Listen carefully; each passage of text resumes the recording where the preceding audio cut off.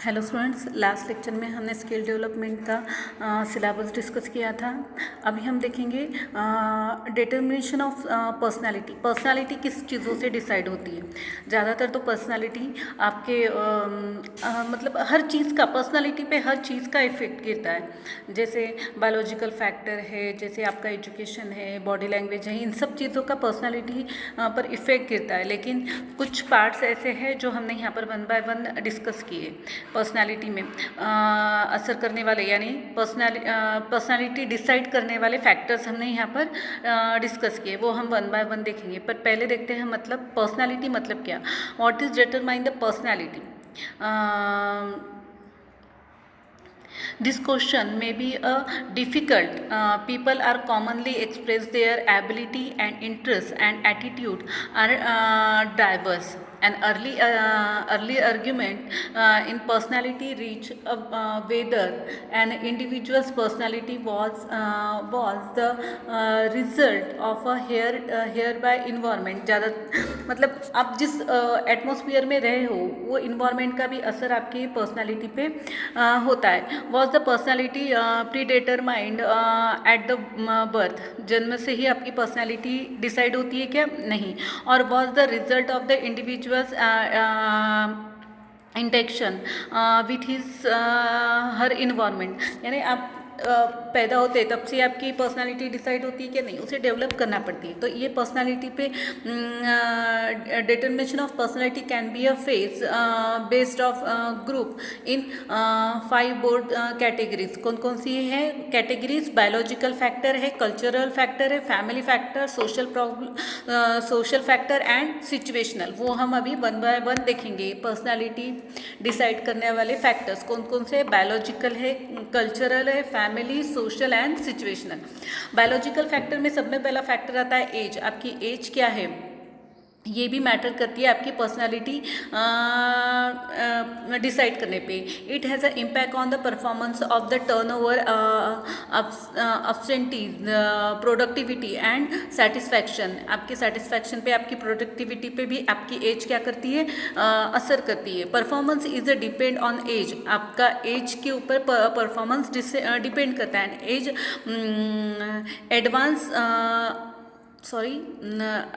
Advance preference is likely to be decline, यानी आपके as आपकी पर्सनालिटी डिसाइड करने पे कैसा करता है? बहुत बड़ा इफेक्ट करता है। As also be a factor in adaptability, through it would be a incorrect stop type all older people as a indebtable, यानी आपके एज का ज़्यादातर इफेक्ट आपकी पर्सनालिटी पे करता है। क्योंकि अगर आपकी एज पे आपकी प्रोडक्टिविटी, आपका काम करने का तरीका वगैरह सारी चीज़ें क्या करती है? इफेक्ट करती है। फिर जेंडर, मेल और female employees has receive the consideration attention from the academic, sociologist and researchers मतलब इन सब पे भी जेंडर का भी इफेक्ट गिरता है। यानी आप मेल हो, फीमेल हो, ये सारी चीज़ें भी यहाँ पर इफेक्ट करती है बायोलॉजिकल फैक्टर में। फिर है एबिलिटी, आपकी एबिलिटी भी आपके परफॉर्मेंस पे, आपकी जॉब पे असर करती है। यानी ये भी बायोलॉजिकल फैक्टर आपका आपके पर्सनालिटी पे डिपेंड करना है। मैरिटल स्टेटस, यानी आप मैरिड हो, अनमैरिड हो, ये भी आपके पर्सनालिटी पे डिपेंड मतलब डिसाइड करने का एक इम्पॉर्टेंट फैक्टर रहेगा। क्योंकि बैचलर और मैरिड दोनों की पर्सनालिटी अलग अलग दिखाई देती है।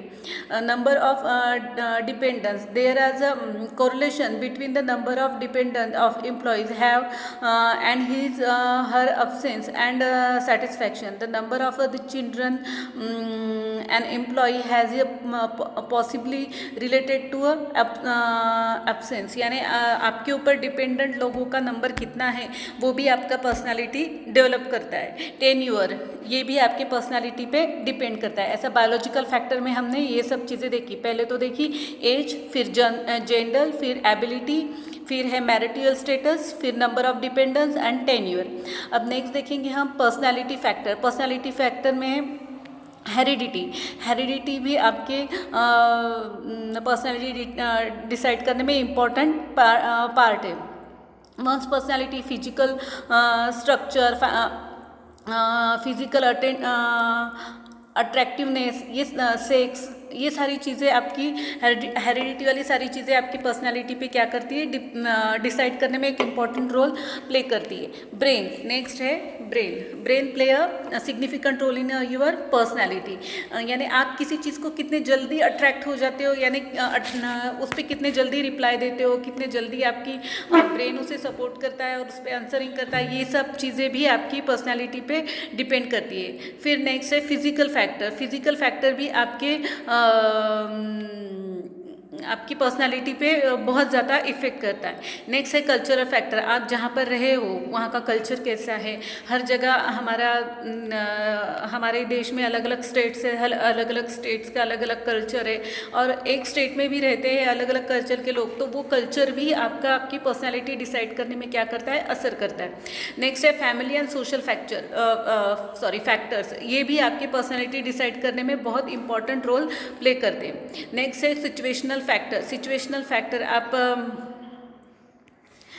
सिचुएशनल फैक्टर भी आपके पर्सनालिटी डिसाइड करने में बहुत इंपॉर्टेंट रोल प्ले करता है। आपका नॉलेज, आपकी स्किल, आपका लैंग्वेज, ये सिचुएशनल फैक्टर पे डिपेंड करती है। आप जहाँ रहते हैं वहाँ का सिचुएशनल, वहाँ का एरिया, उसी के ज़रिए आपकी लैंग्वेज, आपकी भाषा, आपकी सारी चीज़ें डेवलप होती है। इसलिए ये भी सिचुएशनल फैक्टर भी, जहाँ आप रहते हो वहाँ का एरिया, वहाँ का जो भी चीज़ें हैं वो सारी आपकी पर्सनालिटी पे डिपेंड करती है। और एजुकेशन भी आपकी पर्सनालिटी डिसाइड करने में इंपॉर्टेंट रोल प्ले करता है। इस तरह आपकी पर्सनालिटी डिसाइड करने के हमने कितने फैक्टर्स देखे। अभी शुरुआत में ही हमने देखा था कि कौन कौन से फैक्टर है। बायोलॉजिकल फैक्टर है, उसके बाद में क्या है, कल्चरल फैक्टर है, फिर family factor, social problem, social factor and situational factor, और एजुकेशन। ये सारी चीज़ें आपकी पर्सनालिटी डिसाइड करने में मदद करती है, और ये सारी चीज़ों पर ही आपकी पर्सनालिटी डिपेंड करती है। अब नेक्स्ट लेक्चर में हम नेक्स्ट टॉपिक देखेंगे। Thank you.